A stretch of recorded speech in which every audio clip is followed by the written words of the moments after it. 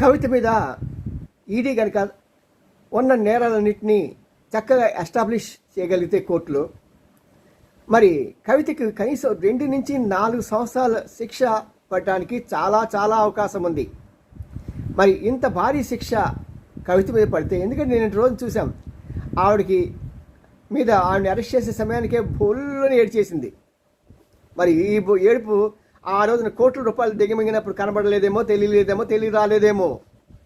కానీ ఇప్పుడు ఏడుపు ఎక్కడ వస్తుందంటే సమస్య మన కేసీఆర్ దీన్ని తట్టుకొని నిలబడగలడా, జీవించగలడా? మరి ఇలాంటి విషమ పరిస్థితుల్లో మరి కేటీఆర్ వీటిని తట్టుకొని నిలబడటానికి కావాల్సిన సత్తా ఉందా, లేకుంటే తిరిగి నాకెందుకురా బాబు అని అమెరికా వెళ్ళిపోయి చక్కగా ఉద్యోగం చేసుకుంటాడా? ఏమో, పరిస్థితులు ఎలా మారుతాయో ఎవరూ చెప్పలేరు. ఏ నిమిషానికి ఏమి జరుగునో